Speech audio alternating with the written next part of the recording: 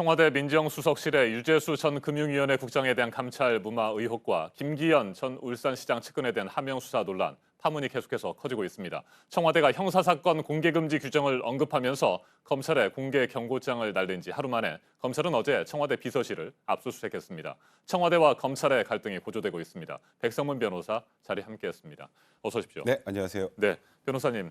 검찰의 청와대 비서실 압수수색 얘기부터 네. 해보죠. 어제 6시간가량 압수수색을 맞습니다. 진행했는데 이미 제출 형식, 그러니까 뭐 실제로 들어가서 압수수색을 한 건 아니고 어떤 자료를 요청하면 청와대 비서실에서 가져다 주는 형식으로 진행이 된 거죠. 지금까지 청와대 압수수색이 제가 알기로 한 4차례 정도 있었는데 4차례 중에 아예 거부한 걸 제외하면 일단 경내에 들어가서 직접 압수수색을 진행한 적은 한 번도 없습니다. 네.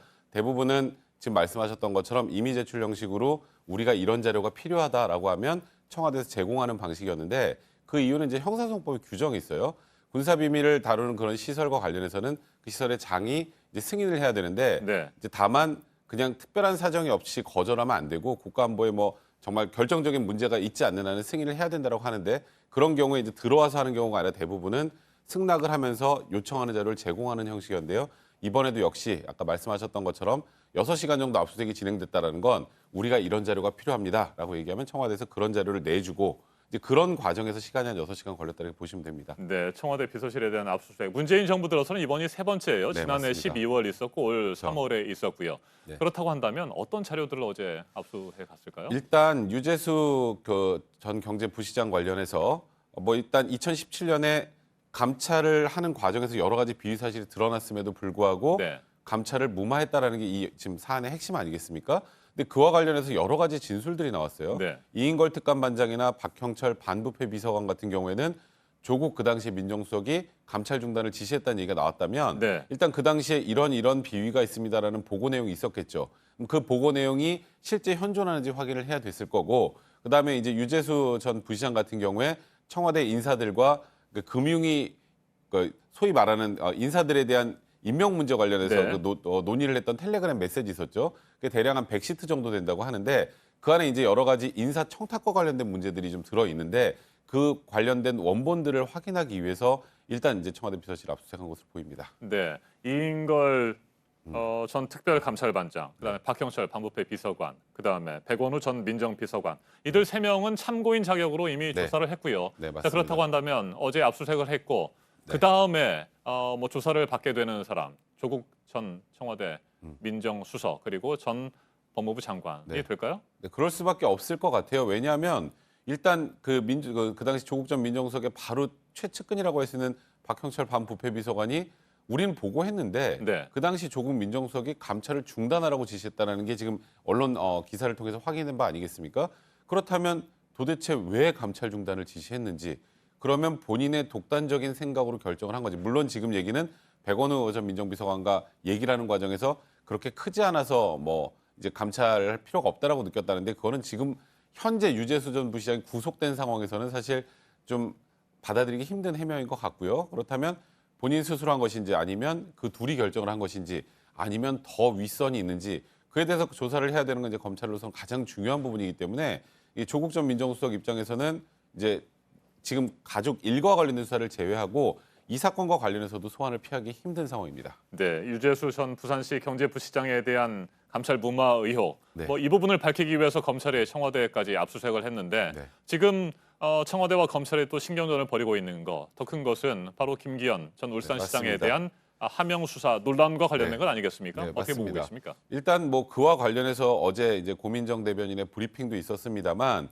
이게 과연 이제 사실 만들면 안 되는 첩보를 생성을 해서 경찰에 수사하라고 내려보낸 것 그렇다면 이제 직권남용 같은 것이 문제가 네. 될 텐데 청와대 입장은 그게 아니라 통상적으로 쉽게 말해서 떠도는 첩보를 이제 그 당시 이번에 이제 논란이 됐던 뭐 극단적인 선택을 했던 분 말고 다른 이제 비서 사무관이 그걸 첩보를 받아서 그냥 전달을 한 것뿐이다라고 어제 이제 네. 고민정 대변인이 얘기를 했는데 사실 사안의 핵심은 그거라기보다는 누가 그 첩보를 제공했는지 그다음에 그 첩보가 청와대로 들어와서 무언가 생성되고 변화가 됐는지 이제 그 부분이 이제 굉장히 중요한 건데 이제 어제 이제 단독 보도로 나온 것이 이제 송병기 부시장 지금 현 네. 울산시장인 송철호 시장의 아주 최측근입니다. 그렇죠. 거기서부터 지금 생성됐다는 얘기가 나온단 말이죠. 그렇다면 좀 구조가 이상하죠.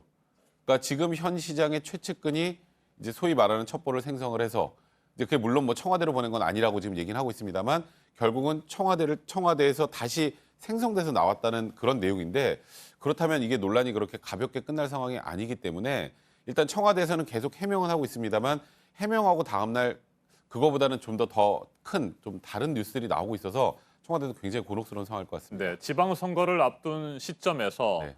여당 시장 후보의 측근이 네. 야당 시장 후보의 측근과 관련된 비리 의혹 등을 청와대에 제보했다는 건 아니겠습니까? 그렇죠. 그리고 그게 바로 이제 경찰청으로 내려와서 하명 수사 네. 논란이 이어지는 상황인 거고요. 네. 그러니까 지금 이게 문제가요. 여러 가지로 나눠서 봐야 되는데 일단은 민정비서관실에서 하는 일들이요.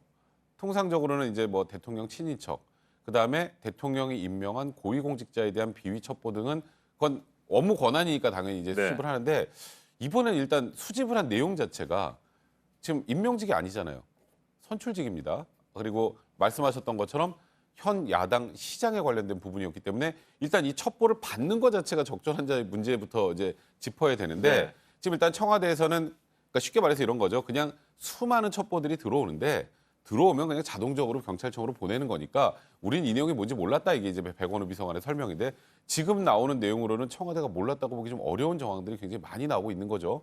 지금 말씀하셨던 것처럼 지금 이번에 생성 과정을 어제 고민정 대변인이 브리핑을 했습니다만 네. 어쨌건 청와대에서 받은 첩보를 생성해서 민정비서관실로 넘어온 것이기 때문에 이걸 과연 그냥 단순히 들어온 여러 가지 첩보를 자동적으로 경찰청으로 내려보내는 것에 불과하다고 하기가 맞는 것이지. 그리고 사실 그 당시에 굉장히 예민한 사안이었잖아요. 네. 근데 그걸 무슨 내용인지도 모르고 경찰청으로 그냥 내려보냈다는 게 사실 일반 국민들이 보기엔 설득력이 좀 떨어진단 말이죠. 그러다 보니까 청와대가 지금 해명을 함에도 불구하고 굉장히 이제 국민들 입장에서는 이게 좀 납득하기 어려운 것 아니냐 이런 얘기들이 나오고 있는 겁니다. 네. 청와대 해명이 잇따르고 있고 네. 검찰의 수사는 계속되고 있습니다. 맞습니다. 상황을 좀 더 지켜봐야 될 것 같습니다. 지금까지 백성문 변호사였습니다.